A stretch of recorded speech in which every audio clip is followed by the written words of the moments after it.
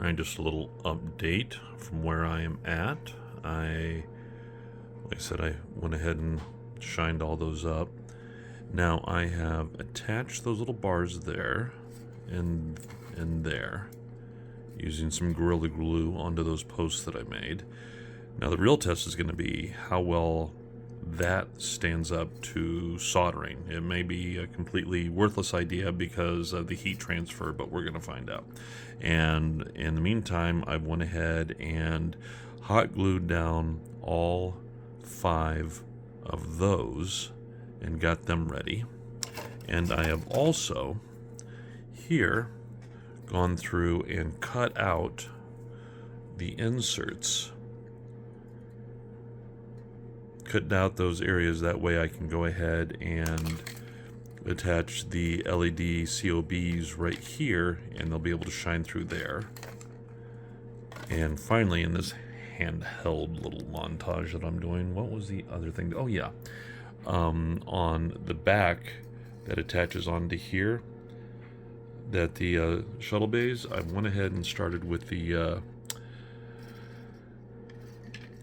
photo etch. I built these and put them in, and I was not happy with the fact that there are huge gappy gaps on the sides. I need to patch that up some more, and I'm in the process of filling in those gaps with some Vallejo plastic putty so that we don't have big old gaps.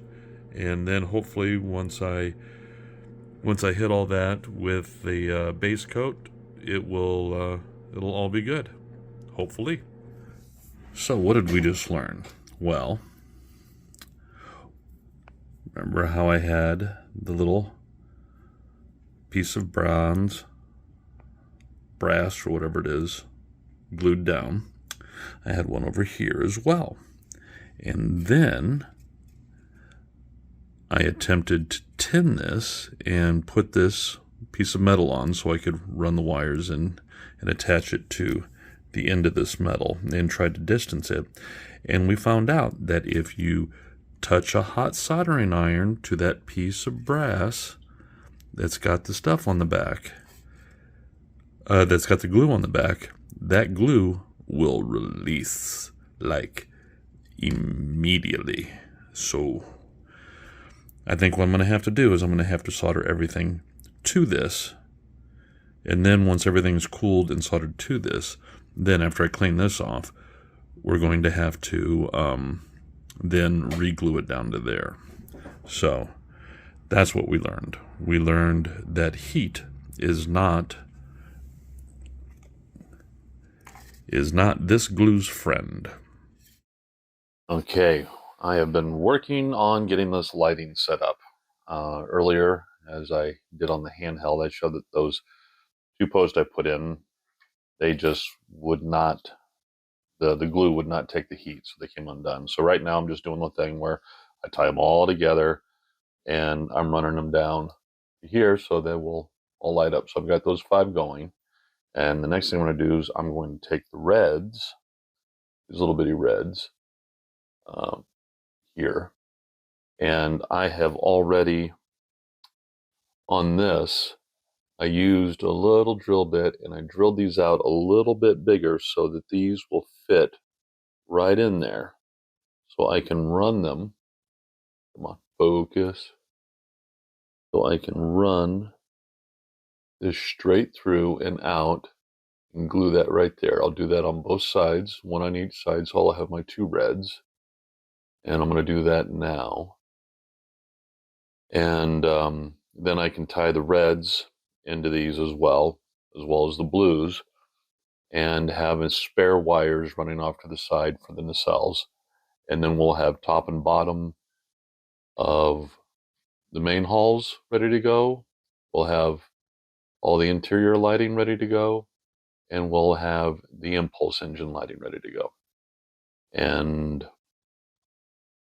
yeah, so lots of fun. Even got a new soldering iron so I can do it right. And we'll see how it goes from here. Well, it's been a long slog on this because of aforementioned things that didn't work when I wanted them to work, and it pissed me off, so I stepped away for a little bit. The rat's nest is functional, not anywhere as near as clean as I wanted it to be, but we have everything working. We have our interior lights, we've got our impulse engines, we've got the impulse crystal here. That one's going to go up to the top. We got another one on the bottom that's shining down, and we have our two COB LEDs right here that will be in the nacelles and make them look all pretty. So now what I need to do is I'm going to detach this battery pack from the wire, run the wire down through here, and then I'll be able to take the top, put the top on, thread this in up through where the impulse crystal is, and glue that down really quick, and then put that all together and start sanding and doing up the sanding and puttying all the edges and get it look all pretty. Oh yeah, I've also got to move the heat shrink down over it and secure those connections. But other than that, lighting is a wrap. That is, of course, until I'm messing around with stuff and something shorts out inside. But you know what? Fingers crossed. Well, it's been a little while since I turned on the video camera, but this is where I'm at right now. I have went ahead and sealed everything up after doing the lighting, and the lighting still works. Always check over and over. And I have since done a primer coat with the Vallejo 73615 light ghost gray as the primer coat. And I've also hit all the other, let me see here, can we rotate? I've hit all the other pieces with it as well to get them all primed up. Let me see here because it's on the back side. Actually, that would be the front side. You're seeing the back side. And one thing I'm trying to do here, rotate again, is before I put down the base coat, I went ahead and I used some Tamiya. Come on, focus.